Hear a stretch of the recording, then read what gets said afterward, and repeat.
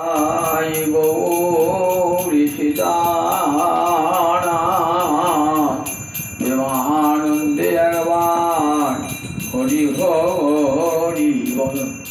निताई गौरी सीतानाथ प्रेमानंदे भगवान हरि हरि बोल। निताई गौरी सीतानाथ प्रेमानंदे भगवान हरि हरि बोल। गुरवे गौरचंद्राय राधिकायै तदालये कृष्णाय कृष्णभक्ताय तद्भक्ताय नमो नमः। अजानुलंबित भुजौ कनकावदातौ संकीर्तनैकपीतरौ कोमलायताक्षौ विश्वम्भरौ द्विजवरौ युगधर्मपालौ वन्दे जगत्प्रियकरौ करुणावतारौ।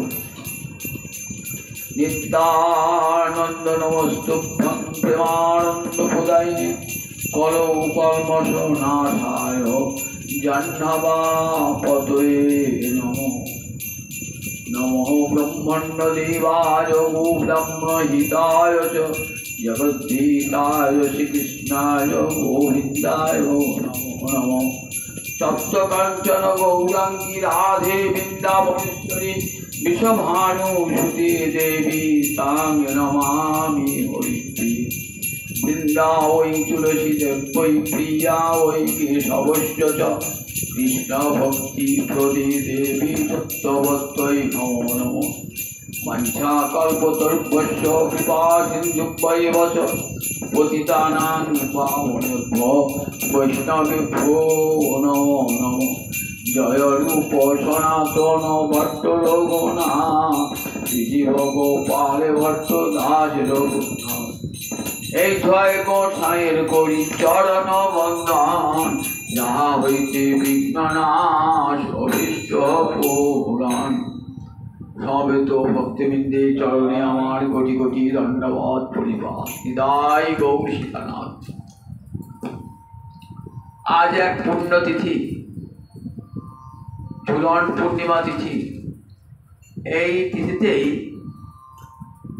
প্রভু বলরামের আবির্ভাব ঘটেছিল। তাই আজ বলরাম জন্ম জয়ন্তী। আমরা দেখি জয়দেবের দশাবতার স্তোত্রে বলরামকে গোবিন্দের অষ্টম অবতার বলা হয়েছে।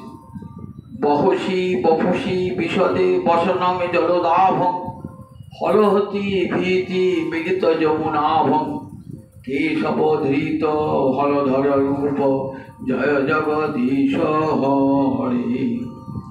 বহসি বপুষি বিশদে, বিশদ মানে শুভ্র। বলরামের রং তো ধপধপে রং, সাদা রং। তোমার সুন্দর দেহেতে ধপধপে রং বহুস, আর সেই দেহেতে তোমার নীল বসন কেমন জলদাভ। জলদ মানে মেঘ, মেঘের আভাযুক্ত, নীল মেঘের আভাযুক্ত। আবার হলহতি ভীতি মিলিত যমুনাভম। তুমি যমুনায় জলক্রীড়া করতে গেছিলে, যমুনা ছিল অনেক দূরে, তুমি যমুনাকে আহ্বান করলে, যমুনা এলো না, তখন তুমি যমুনাকে কর্ষণ করে নিয়ে এসেছিলে। তখন যমুনা ক্ষমা চেয়েছিল। যমুনা ভয়ে নীলবর্ণ হয়ে গেছিল। সেই নীলবর্ণের পোশাক, মেঘের মতো বর্ণের মতো পোশাক বহসি বপুষি তুমি তোমার দেহে বহন করো। এই হলধর, এই গোবিন্দের অংশস্বরূপ, গোবিন্দের সপ্তম ধাম, তোমার চরণে কোটি কোটি প্রণাম জানাই। বলরাম কৃষ্ণের থেকে 8 দিনের বড়। ঝুলন পূর্ণিমার দিন বলরামের জন্ম হয়। আমরা শ্রীমদ্ ভাগবতে দেখেছি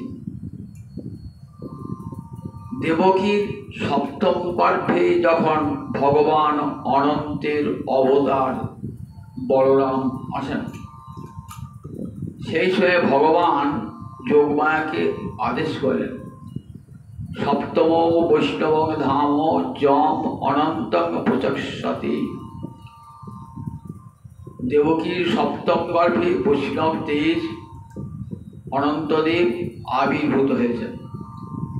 যোগমায়া, তুমি তাকে আকর্ষণ করে নিয়ে গিয়ে বসুদেবের অন্য একজন পত্নী রয়েছেন রোহিণী, তার গর্ভে সঞ্চারিত করো। যোগমায়া সেবা পরায়ণা সঙ্গে সঙ্গে ভগবানের আদেশ পালন করবার জন্য কি করলেন, দেবকীর গর্ভটিকে নিয়ে গিয়ে রোহিণীর গর্ভে স্থাপিত করলেন। লোকে জানল দেবকীর গর্ভপাত হয়েছে, কিন্তু দেবকীর গর্ভ তো চিন্ময় গর্ভ, সেই গর্ভপাতের কখনো আশঙ্কা থাকে না। কিন্তু লীলাটি নররূপে হবে তো, তাই নরভাবে সবাই ভাবলেন দেবকীর গর্ভপাত হয়েছে। এই সপ্তম গর্ভে এলেন অনন্তের অবতার বলরাম। তারপরে ভগবান শ্রীহরি এসেছেন অষ্টম গর্ভে, এবং নবমীতে যোগমা এসেছেন যশোদার গর্ভে। এই বলরাম শ্রীকৃষ্ণের দাস, সখা, ভ্রাতা, তার মধ্যে বাৎসল্য রস আছে, দাস্য রস আছে, সখ্য রস আছে, আবার প্রভুর মতন শাসন বাক্য আছে। আমরা দেখি রাম অবতারে লক্ষ্মণের অন্তরে একটা বড় ক্ষোভ ছিল। রামচন্দ্রের কি দেখেছিলেন যে রামচন্দ্র কখনো অনাহারী অনিদ্রায় দিন কাটাচ্ছেন, দিনের পর দিন বনে বনে ঘুরে বেড়াচ্ছেন। এই দেখে ভাই লক্ষ্মণের অন্তরে বড় কষ্ট হয়েছিল। ভেবেছিলেন আমি যদি দাদা হতাম তাহলে ভৎসনা করে আমার রাজা রামচন্দ্রকে খাওয়াতাম। সেই বাঞ্ছা পূর্ণ করবার জন্যে এবার সেই লক্ষণ এলেন জ্যেষ্ঠ ভ্রাতা রূপী। অগ্রজ ভবিতা দেব হরে প্রিয় চিকিৎসয়া। শ্রীগোবিন্দের প্রিয় কার্য সাধন করবার জন্যে লক্ষণ এবার বলরাম হয়ে আবির্ভূত হলেন। সুখদেব হরিদ্বারে ব্রহ্মকুণ্ডে তীরে বলেছেন, ভগবান শ্রীহরির এক অংশ বলরাম হয়ে আবির্ভূত হলেন। এই বলরাম সংকর্ষণ অনন্তের অবতার।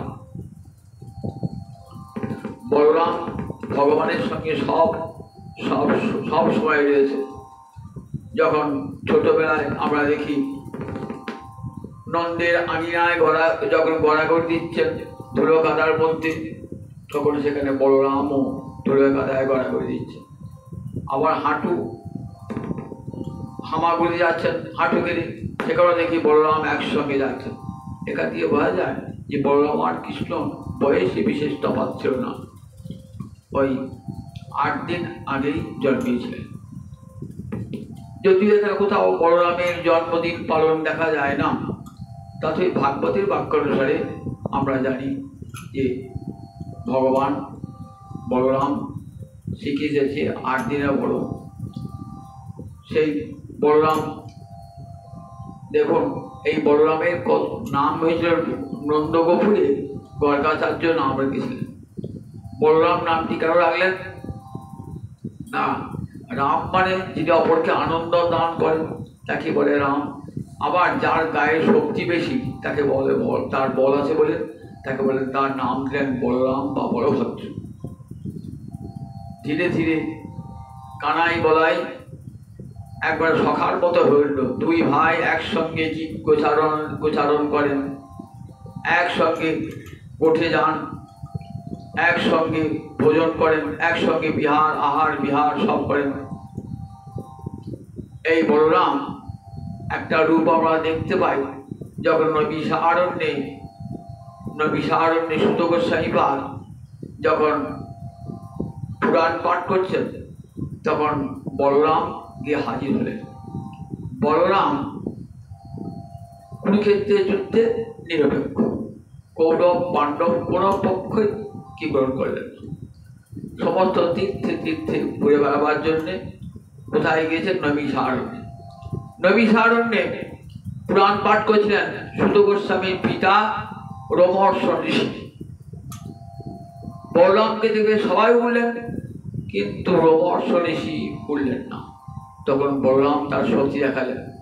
বলরাম একটা কুশ নিক্ষেপ করলেন, আর সেই কুশ তীক্ষ্ণ তরবারির মতো শক্তি নিয়ে ওই রোমহর্ষ ঋষির দেহটা দ্বিখণ্ডিত করলেন।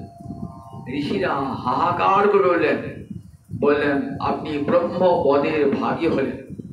যদিও ও জাতিতে সুত, তথাপি অস্মাভি ব্রহ্মাসনং দত্তম, আমরাকে ব্রাহ্মণের আসন দিয়েছিলাম, ওটি ব্যাসের আসন, সুতরাং ব্রহ্মপদের ভাগী হলেন আপনি।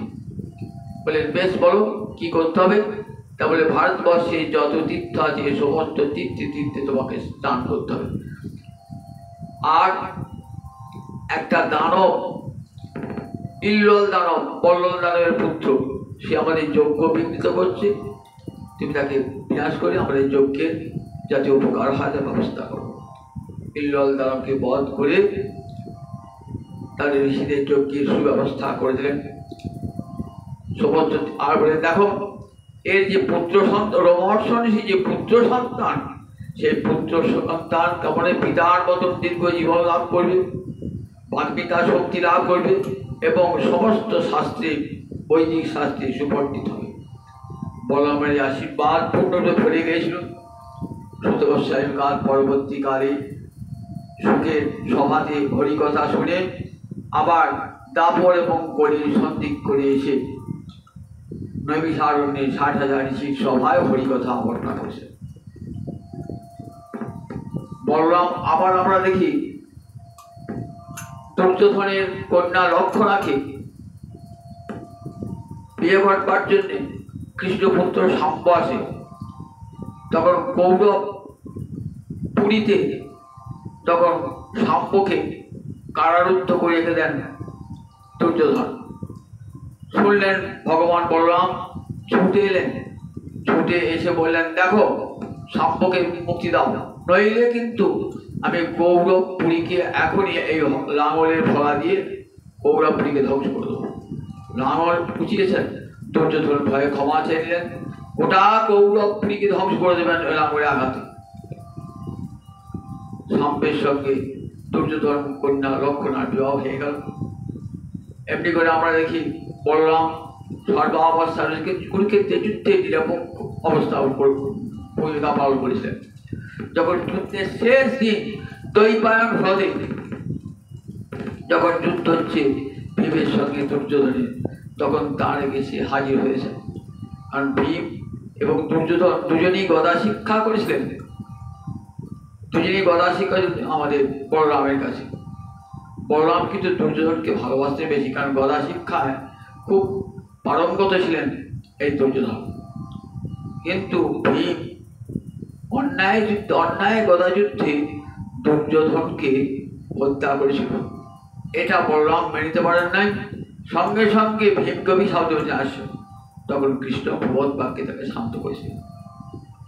আবার দেখি অর্জুন যখন সুভদ্রাকে হরণ করেন, তখন বলরাম অত্যন্ত ক্রুদ্ধ হয়েছিলেন, কিন্তু কৃষ্ণ তাকে সান্ত্বনা দান করেন। পরিচয় লীলা খেলা সেখানে দেখতে পাই, সেখানে কৃষ্ণের সখা তিনি, আমার জ্যেষ্ঠ ভ্রাতা, যখন কৃষ্ণ খেতে ভুলে যায়, মা যশোদাকে বলে গেছেন যে আমি এখন দণ্ডে দণ্ডে ক্ষুধা পায়, আমি গোপালকে কাছে গিয়ে খাওয়াবো। বনের ফল খাওয়াতেন, দুধ ছানা খাওয়াতেন, ঘি খাওয়াতেন, মাখন খাওয়াতেন, সব সময় চোখে চোখে রাখতেন। কখনো কখনো কৃষ্ণ ক্লান্ত হয়ে পড়লে তার পাদ সংবহন করতেন। আবার সখার মতন কাঁধে চলাচলি খেলাও হতো। ব্রহ্মাসুরকে বধ করেছিলেন, ধেনুকাসুরকে বধ করেছিলেন কৃষ্ণ। এমনি করে কত রঙ্গরসের খেলা করেছেন বলরাম। তাই বলরামকে ভগবানের সন্ধিনী শক্তির প্রকাশ বলা হয়। সন্ধিনী শক্তি আর মাতা পিতা, স্থান, গৃহ, শয্যাসন আর এসব বিশ্বের শুদ্ধ সত্যের বিকার। বলরাম ঠিক তেমনি সন্ধিনী শক্তি। যখন কৃষ্ণ ক্লান্ত হতে নিজের করে কৃষ্ণকে ঘুম পাড়াতেন, কৃষ্ণকে আরাম দান করতেন। তাই বলরাম আর কৃষ্ণ অভিন্ন তত্ত্ব, ভগবান শ্রীহরিরই এক মূর্তি বলরাম। আজ তার জন্মতিথি, সেই বলরামকে আজ কোটি কোটি প্রণাম জানাই। আজকে রাখি পূর্ণিমার দিন। এই রাখি পূর্ণিমা খুব প্রাচীনকালের একটি রাখি পূর্ণিমা তিথি। এই তিথিকে রাখি পূর্ণিমা যে পড়ানোর যে প্রথা, খুব প্রাচীনকাল থেকে এই প্রথাটি আছে। আমরা দেখি দেবতাদের সঙ্গে অসুরদের যুদ্ধ, সেই যুদ্ধেতে দেবতারা হেরে যাচ্ছে। তখন দেবতারা এসে দেবগুরু বৃহস্পতির কাছে, দেবগুরু দেবতা এসে জানালেন, ইন্দ্রপত্নী শচীদেবকে এসে বললেন কি করে ইন্দ্রকে রক্ষা করা যায়। তখন বললেন, তুমি ইন্দ্রের হাতে রাখি পরিয়ে দাও, রক্ষা কবচ দাও। ইন্দ্রের হাতে শচীদেবী রাখি পরিয়েছিলেন। কৃষ্ণের দ্রৌপদী কৃষ্ণের হাতে রাখি পরিয়েছেন, বলেছেন আমি তোমার যখনই তুমি বিপদ পড়বে আমি তোমাকে রক্ষা করবো। বস্ত্রহরণ লীলা সুগন্ধা ভগবান ছুটে এসে দ্রৌপদীকে রক্ষা করেছেন, সমস্ত বিপদ আপদে রক্ষা করেছিলেন। রামচন্দ্রকে রাখি পরিয়েছিলেন সুগ্রীব, রামচন্দ্র তাই সবসময় সুগ্রীব সবসময় রামচন্দ্রের সহায় ছিলেন। রামচন্দ্র সুগ্রীবকে সর্বতভাবে সাহায্য করেছেন। তাই রাখি পূর্ণিমা। আবার দেখি বৃন্দাবন লীলাতে গর্গকন্যা এসে রাধারানীর হাতে রাখি পড়েছেন, ভাগুড়ি মুনি কৃষ্ণের হাতে রাখি পড়েছেন। আর সেই তিথিটি স্মরণ করে ভারতবর্ষে সর্বত্র রাখি বন্ধন হয়ে থাকে। ভাই ভগিনীর হাতে, ভগিনী ভ্রাতার হাতে রাখি পরিয়ে ভ্রাতৃত্বের বন্ধনে আবদ্ধ হয়ে যায়। রবীন্দ্রনাথ ঠাকুর যখন বঙ্গভঙ্গ আন্দোলন হয়, তখন রবীন্দ্রনাথ ঠাকুর আবার এই রাখি বন্ধন উৎসবকে চতুর্দিকে ছড়িয়ে দিয়েছিলেন, যাতে ভ্রাতৃত্বের বন্ধন আরও দৃঢ় হয়। সেই দিকটিকে আজ আমরা স্মরণ করে ঝুলন লীলার, গৌর হরির ঝুলন লীলার একটি কীর্তন আপনাদেরকে শোনাব।